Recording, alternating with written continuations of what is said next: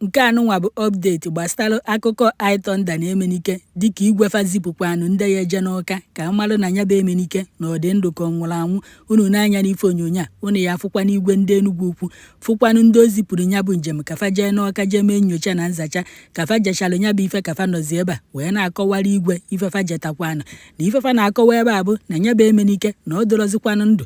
Unu n'anya n'ife onyonyo a ebe foto Emenike dị unu ya afụkwana onye isi ndị nche na Anambra steeti. Ọ bụrụ na unu ya echeta onye dị ife a nyanwa bụ onye ahụ na-eso akwa ọkụkọ na-ekeghị iti na onye eze Jizọs wee na-abịa unu ikpe mgbe afa bidoro ije ikpe ọfụ n'Ọka.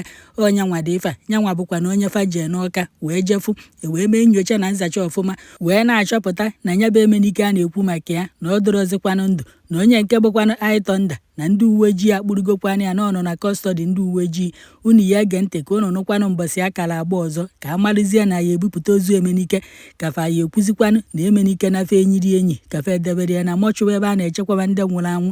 Unu mana ka m weteburu unu ya bụ akụkọ mbọsị izizi ahụ ndị YouTube bido wee na-eme ngagharị iwe nọọ igwe ndị Enugu Ukwu a unu na-afụ ebe a bụ onye pụtarụ n'ilo wee nye ndị YouTube agba wee gwafa na Fabia na nke ya echi niile ka a tụọ alụ mara ka a esi wee jee Ọka nke bụ na ndị YouTube nupụtazi n'igwe wee jee na nke igwe emeghe họrọfe ụzọ duto n'ọdụ ka mmadụ ka nkụ bife mara ife na-eme ndị VG wee bịa ebe ahụ wee tụba tia gaasị gbaba egbe nke bụ na-emerụrụ ọtụtụ ndị mmadụ ahụ.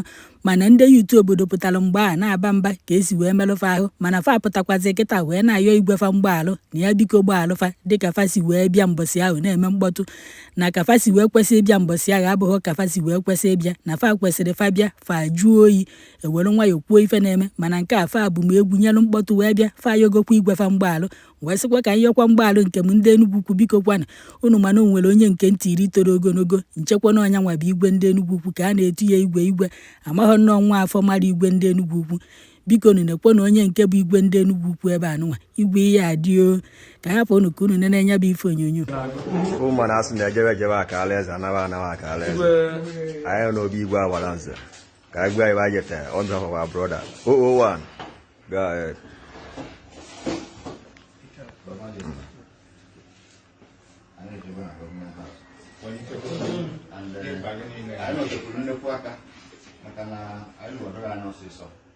I said, I the director. I check the check you and I'll load it.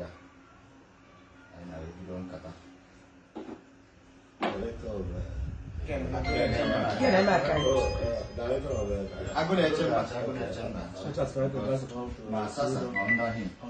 But don't worry, my hand changing was under him. So I push out for majority of the Anambra State House of Assembly. Because I am security. With our own honorable member and the MD of Chad Brigade. They were out there and of our level. Pull up on it. Kaifa Pulova. Number one. Only you are tough time. You are tough time. You done your one. And 1 9 you can assemble. You are tough time. 1 9 you can assemble because our intention was to I grant that I was dying on nothing. One was 11, to Nevalo, Melon. Majority leader, our chaka, I never can call you one side. The other side of the call. So until one million, even you will put his own side of story. One year, okay, sir. You put post in a paper. Then I'm at there, in a channel, you have to go to the new open. Before now, they were thinking of something different, but go to the local, go to listener. Then I'm at the listener, we don't have the top. I don't know when I have Tuesday, like 3. But when I keep this open, I'm not going to come or something. And now the family are just. Now I'm not doing it. I didn't want to be. When you sing this, I my high thunder. I have to come on Tuesday. Oh, yeah? For now, my high thunder. That's why I have to go.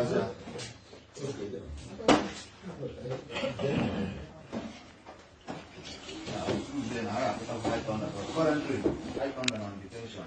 That's it. sign exact Tuesday so that we can have the next year because before I was touch up off not from information within it, another direction. I am making any further statement until I am on Tuesday. You present you high thunder, a family of the I name I'm doing it. I have on the Anambra State. Tuesday by 3 p.m.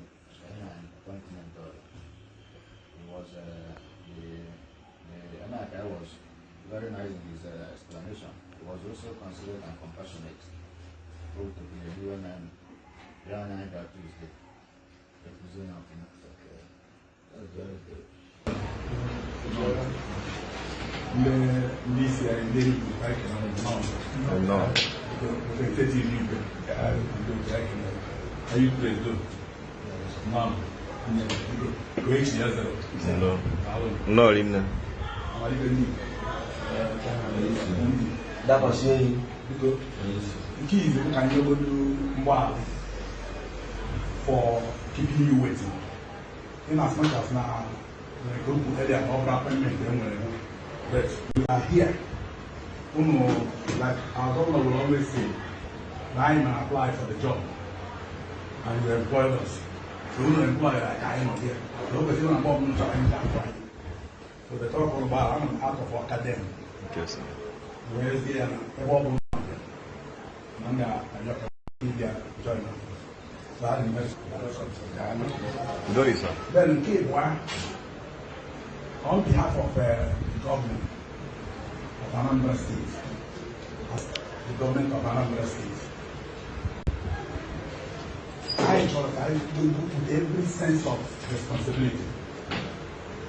Now, when you live, no, the one night, one night, Anambra. You know, Anambra. Government, they do some of us on family issues. The primary duty of government is to protect the lives and property. So, when you want to do a number of